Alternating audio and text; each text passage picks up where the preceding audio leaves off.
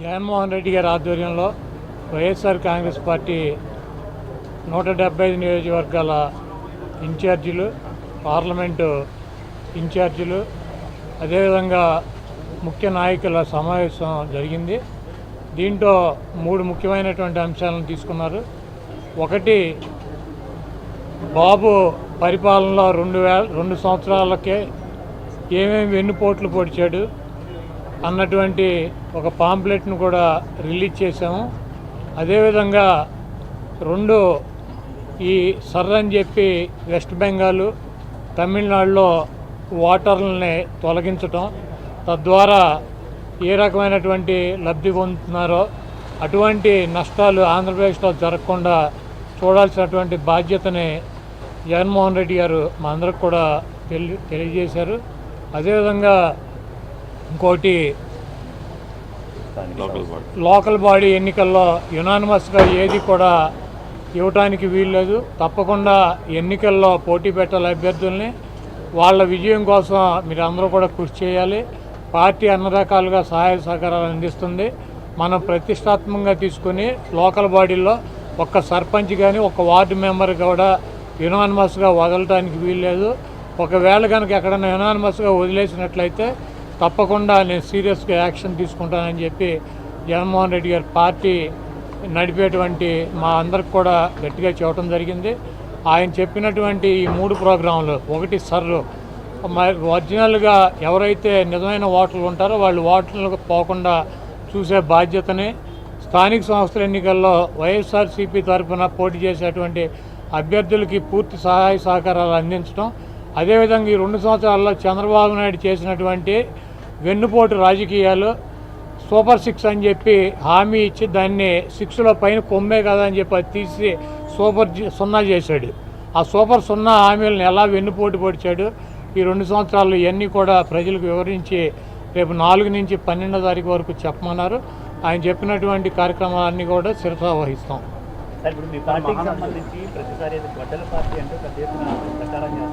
ఇప్పుడు చంద్రబాబు నాయుడికి, లోకేష్కి, లేకపోతే ఆయన మిత్రపక్షాలుగా ఉన్నటువంటి పార్టీలకి వాళ్ళకి తెలిసింది, ముఖ్యంగా చంద్రబాబు నాయుడికి, లోకేష్కి, ఒకటి, మోడీ గారు ఎక్కడన్నా కనపడితే ఇట్లా వంగిపోవటం, పవన్ కళ్యాణ్ కనపడితే ఇట్లా కూర్చోవటం, ఈ 2 వీళ్ళిద్దరినీ పోగొట్టడం. ఇక మైకు దొరికితే జగన్మోహన్ రెడ్డి గారి గురించి తల్లి, చెల్లి, గొడ్డలి, గడిది గుడ్డు అని చెప్పి ఈ కబుర్లు చెప్పటం.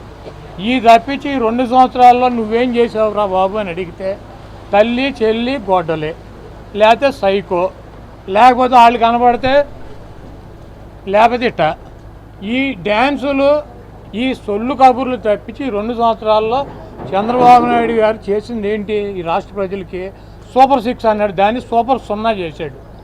కాబట్టి ఈ రాష్ట్ర ప్రజలు చాలా క్లారిటీగా ఉన్నారు. చంద్రబాబు చెబితే మోడీ గారికి వంగి నమస్కారాలు, పవన్ కళ్యాణ్కి వంగి నమస్కారాలు, జగన్మోహన్ రెడ్డి గారిని సైకో, గొడ్డలే, గడిది గుడ్డు అని ఈ సొల్లు కబుర్లు తప్పించి ఈ రాష్ట్ర ప్రజలకి నువ్వు సూపర్ 6ను 0 చేసావో చేయలేదా అది చెప్పమనండి. అవి ఏమీ చెప్పడు. ఈ 2 కార్యక్రమాలు ఆయనకి తెలిసిందే. ఈ 79 సంవత్సరాలు, 76, 78 సంవత్సరాల వయసులో వంగి నమస్కారాలు పెడతాం ఒక ఇద్దరికి, ఆయన పట్టుకుని గొడ్డల పార్టీ, గడిది గుడ్డు పార్టీ అని చెప్పి తిడతాం. ఈ రాష్ట్ర ప్రజలు చంద్రబాబు నాయుడు దరిద్రం ఎప్పుడు వదులుతా అని చెప్పి ఎదురు చూస్తున్నారు. ప్రజలే వదిలిస్తారు. మీరు 2 ఏళ్ల కాలంలో మీరు ఏం చేయలేదని చెప్తున్నారు, కానీ ఈ 2 ఏళ్ళలో మేము అభివృద్ధి చేశాము, 5 ఏళ్ళు వైసీపీ ఏం చేసిందో చర్చకు నేను సిద్ధమని చేసినట్టు రావచ్చు కానీ చేయనట్టు మొత్తం ఏంటిది చర్చకి రావాలంట. లోకేష్ ఎవరు? జగన్ గారు రావాలంట. లోకేష్ పిలిస్తే ఇప్పుడు లోకేష్ ఉన్న ఒక శాఖని సరిగ్గా నడుపుకోలేకపోతున్నాడు. దాని మీద చర్చ పెట్టుకోమనండి. జగన్మోహన్ రెడ్డి గారు చర్చకి రావాలంటే ఎవరు రావాలి? చంద్రబాబు రావాలి. ఈయన ఎవరు? ఇప్పుడు ఎన్టీ రామారావు పుట్టినరోజు వాళ్ళ మహానాడు జరుపుతున్నారు. ఎక్కడ జరుపుతున్నారు? ఏ స్థాయి నుంచి ఏ స్థాయికి తీసుకొచ్చారు? కాబట్టి ఇవన్నీ చంద్రబాబు నాయుడు ఇంకా 3 సంవత్సరాలు ఇద్దరికి వంగి నమస్కారాలు పెడతాం, జగన్మోహన్ రెడ్డి గారిని తిడతాం. ఇదే కార్యక్రమంతో సూపర్ 6 కంప్లీట్ చేస్తాడు.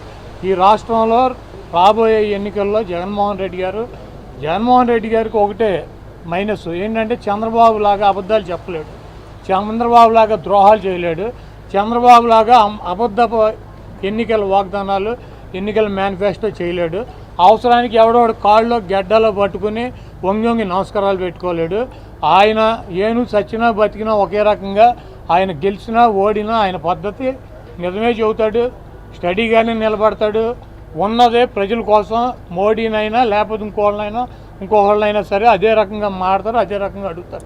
వాళ్ళు జగన్మోహన్ రెడ్డి గారు ప్రతిపక్షంలో ఉన్నాడు, వాళ్ళు జగన్మోహన్ రెడ్డి గారు ఎట్లా మాట్లాడాడు, చంద్రబాబుని ఏ రకంగా సంబోధించాడు, వాళ్ళు ఎట్లా సంబోధిస్తున్నారు. కాబట్టి ఇద్దరికేమో వంగి నమస్కారాలు పెడతారు. ఎందుకు ఆ కర్మ? ఈ రాష్ట్రంలో ప్రజలు అడుగుతున్నారు, చంద్రబాబు నాయుడు సీనియరా, మోడీ సీనియరా, పవన్ కళ్యాణ్ సీనియరా, చంద్రబాబు నాయుడు సీనియరా? అంత వయసు వచ్చి అంత వంగి నమస్కారాలు పెట్టాల్సినటువంటి కర్మ ఈ మనిషికి ఏమొచ్చింది ఈ వయసులో? ఇంత కర్మ తెలుగుదేశం పార్టీ దేనికి పెట్టాడు? తెలుగువాడి ఆత్మగౌరవం అని పెట్టాడు. ఆ ఆత్మగౌరవాన్ని ఏం చేసావు నువ్వు? వంగి నమస్కారాలు పెట్టి వాళ్ళ బూట్లు నాకి వీళ్ళ బూట్లు నాకి ఇంకా నువ్వు చెబితే మేము వినాలి. మా కర్మ.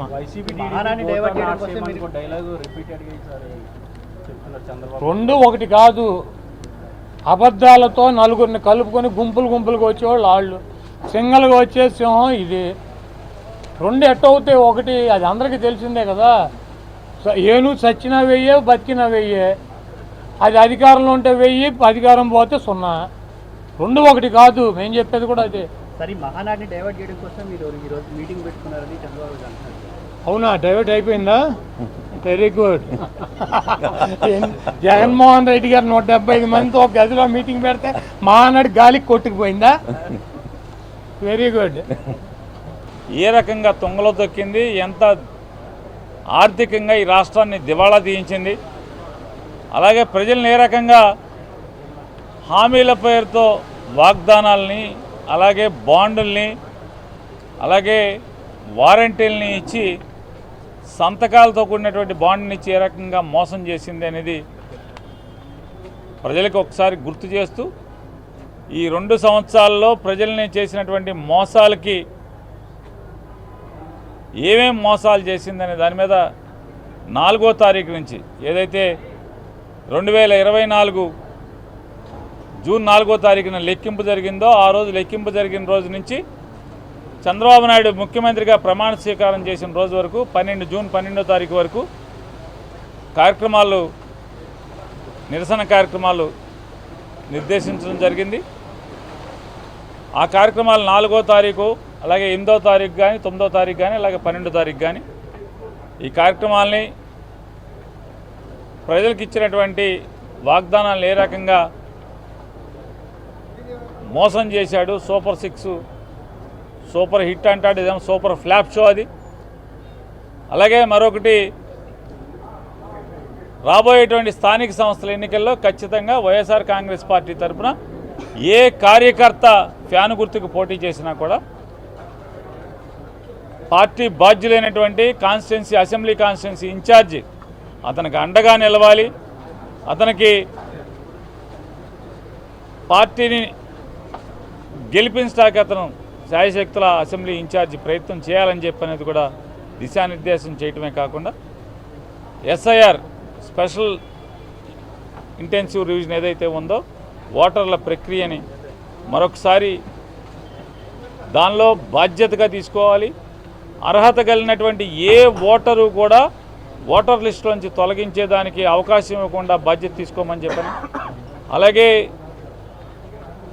రేపు 31వ తారీఖు వరకు ఉన్నటువంటి అవకాశాన్ని ఉపయోగించి యాప్లోనే మ్యాపింగ్ చేసేదాని కార్యక్రమాన్ని కూడా బాధ్యత తీసుకోవాలి. అలాగే 5వ తారీఖు లోపు బిఎల్ఏలందరికీ కూడా ట్రైనింగ్ ఇచ్చే దాంట్లో ప్రభుత్వం చేసేటువంటి కార్యక్రమంలో ఖచ్చితంగా పాల్పంచుకోవాలి ప్రతి ఒక్కరూ. అలాగే బిఎల్ఓలతో పాటుగా బిఎల్ఏ అందరూ బూత్ లెవెల్ ఆఫీసర్స్తో పాటుగా బూత్ లెవెల్ ఏజెంట్లు ఏదైతే వైఎస్ఆర్ కాంగ్రెస్ పార్టీకి కానీ వివిధ రాజకీయ పార్టీలకు ఇచ్చేటువంటి ఏజెంట్లందరితో పాటు వైఎస్ఆర్ కాంగ్రెస్ పార్టీ ఏజెంట్ కూడా ఇంటింటికి వెళ్ళాలి. దానిలో మ్యాపింగ్ చేసే దాంట్లో లేదా ఎన్యూమరేషన్ చేసే దాంట్లో బాధ్యత తీసుకుని ప్రతి ఓటర్ని, అర్హత గల ఓటర్ని కూడా ఉంచేట్టుగాను, అర్హత లేని దొంగ ఓట్లను తొలగించే దాంట్లో కూడా బాధ్యత తీసుకోమని చెప్పని